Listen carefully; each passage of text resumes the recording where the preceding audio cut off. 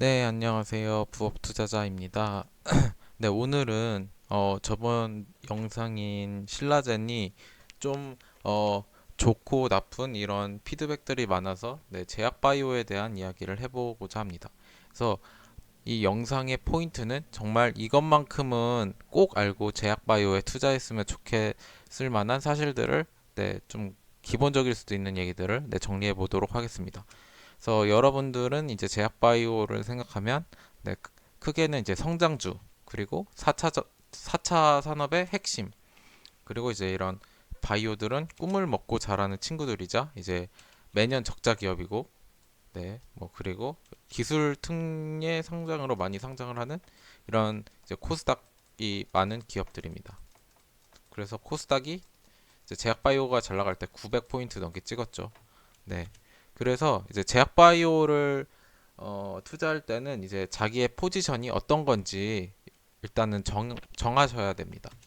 일단은 네, 좀 극단적으로 말하자면 투자인지 투기인지 혹은 이제 이게 투자라는 거는 무슨 말이냐면 이제 그 회사가 진짜 그 약을 개발할 수 있다라고 베팅을 하는 게 이제 투자라고 제가 그냥 명칭을 이렇게 말을 붙인 거고요. 혹은 아니면은 이게 이제 이 약을 개발한다는 모멘텀으로 오를 거야까지만 생각을 하는지를 일단 정하셔야 합니다. 네, 일단은 이게 가장 큰 핵심입니다. 이거를 정하시고 투자하세요. 그 다음으로는 이제 이거는 이제 뭐 그 여기서 네, 제가 발췌를 한 것인데 그래서 이제 이 제약 바이오는 이제 임상은 이제 크게 뭐 1상, 2상, 3상, 4상인데 보통은 이제 4상까지는 안 하고 3상을 하고 이제 시판 허가를 받습니다.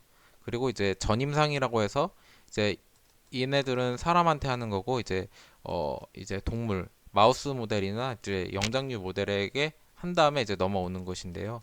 그래서 1상은 이제 10명에서 20명의 건강한 사람들, 그리고 2상은 200명, 3상은 이제 1000명 이상을 하는 것입니다. 네, 그렇기 때문에 이제 임상의 성공률이 이제 1상에서 2상으로 넘어가면은 이제 63.2%. 그러니까 10명에서 20명만 이제 좋은 데이터를 얻으면 되니까요. 그리고 이제 2상에서 3상으로 가는 거는 이제 200명의 환자, 그리고 2상에서 3상으로 넘어가니까 네, 1000명 이상에서 유의미한 데이터를 얻어야 하기 때문에 네, 확률이 매우 낮아진다고 합니다. 그리고 이제 이거는 이런 어, 드러그로서의 이용 같은 거 이용을 하는 게 50%. 그러니까 3상을 통과하고 이제 실제 약으로 되는 게 50%. 그래서 이런 게 승인이 나는 게 이제 85%. 여기서는 거의 다 승인이 난다고 보시면 됩니다. 그래서 결론적으로는 네, 이걸 말하고 싶었습니다. 그러니까 이 한 약이 일상에서부터 이제 시판허가 승인이 딱 나는 게 이제 확률상 10%라는 것입니다. 그러니까 그 잘 나가는 진짜 대형 외국계 이제 뭐 제약회사들 뭐 머크나 뭐 존슨앤존슨 뭐 이런 정말 많은 회사들이 네, 그 피 터지게 이렇게 임상을 해도 확률상 10%다. 네, 이게 정말 중요합니다. 그래서 3상은 성공할 확률이 매우 낮다고 보시면 됩니다.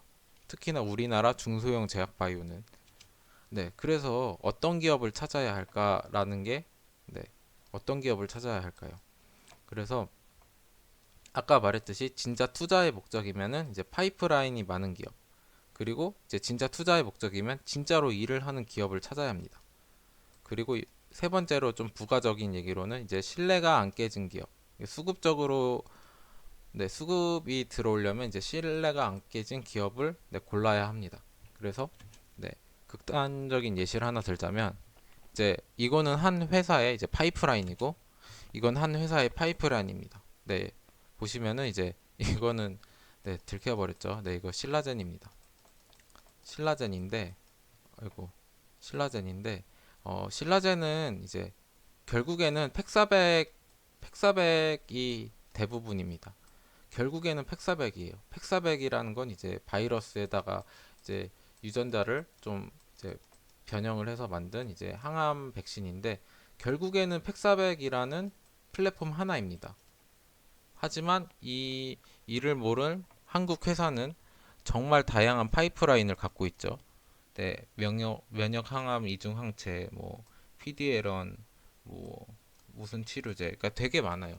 그러니까 결국에는 앞서 말했듯이 이제 확률상 10% 게임인데 이런 팩사백이 들 확률도 10%고 이런 어 여러 가지 신약 개발 물질들이 될 확률이 10%인데 결국에는 가지수가 많은 사람이 결국에는 임상이 될 확률이 높지 않을까라는 이제 통계학적인 네, 통계학적인 접근이었습니다. 그래서 이제 파이프라인이 많은 기업을 한번 찾아보는 게 어떨까라는 게 첫 번째 이야기였고요. 두 번째로는 이제 연구 개발 인력입니다. 그래서 이제 결국에는 연구는 네, 박사급이 이제 실험 설계를 많은 논문들을 봐가지고 이제 실험을 디자인하고 그걸 이제 PI한테 허락을 받고 그 다음에 이거를 이제 박사가 리드를 해서 이제 석사를 부려서 이런 실험을 하게 되는 것입니다. 결국에는 이런 PI 숫자와 이제 석박 인원들, 연구 개발 인력이 많아야 하는 것입니다.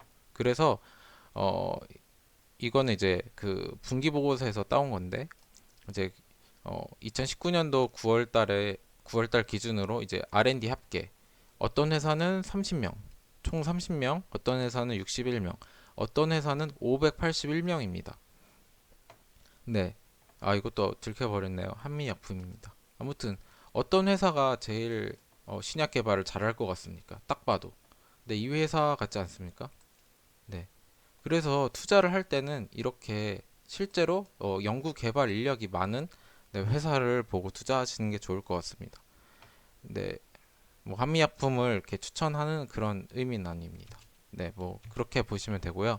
그리고 마지막에 수급적인 부분입니다. 그래서 투자자는 네, 부모가 아니다. 이거 되게 중요해서 궁서체로 썼습니다. 부모가 아닙니다.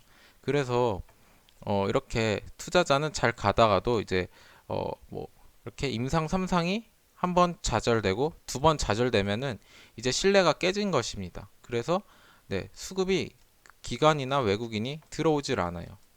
그러니까 투자자들은 이제 부모님은 네, 자식들이 뭐 잘못된 길로 가도 끝까지 믿어 주시지만 투자자들은 네, 부모님이 아닙니다. 그래서 결국에는 아 얘네들이 뭐 이렇게 뭐 데이터가 조금 늦게 나올 것 같아요. 이렇게 해서 뭐 신뢰가 깨지게 된다면 결국에는 네, 등을 돌려버리고 아 그냥 다른 데 투자하지 뭐 이렇게 되는 것입니다. 네, 이런 회사도 마찬가지죠. 이렇게 신뢰가 깨지면은 수급적으로는 돌아오지 않습니다. 그러니까 회사의 모멘텀에 대한 얘기가 아니고 이제 수급이 돌아서게 되기 때문에 이제 이렇게 뭐 이슈가 있을 때 이렇게 임상에서 두 번 이상, 세 번 이상 이렇게 차질을 겪거나 이제 이런 그 진행대로 계획대로 되지 않는 회사들은 투자를 할 때 좀 멀리 하시는 것도 나쁘지 않은 선택일 수도 있다라는 네, 말씀을 드리고 싶었습니다.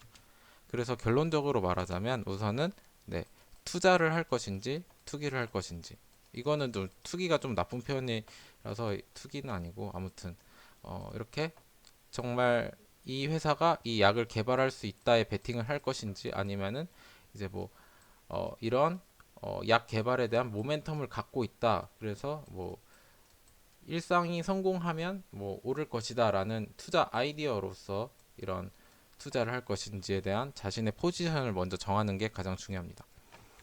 그래서 이제 이런 모멘텀으로 투자를 한다면은 이제 삼상은 결국에는 성공 확률이 매우 낮기 때문에 이제 확률이 높은 전임상에서 임상 1상 단계 혹은 임상 1상에서 2상 단계의 기간을 이런 기한을 노리는 게 맞습니다. 그리고 이제 진짜 신약 개발의 꿈을 바라신다면 이제 이렇게 10개의 파이프라인, 최소 10개의 파이프라인을 가진 회사를 사야지 이제 이 10%의 확률이 이제 10번 정도 하면은 하나는 되지 않습니까? 그래서 10개 중에 하나를 노리면서 이런 신약 개발의 꿈을 바라는 이제 그런 회사를 투자하시거나 아니면 이제 딱 봐도 이제 박사급 인원이 많은 진짜 연구를 하는 회사에 투자하는 게 좋을 것 같다는 게 제 오늘의 이야기였습니다. 네, 오늘은 여기까지 하겠습니다. 감사합니다.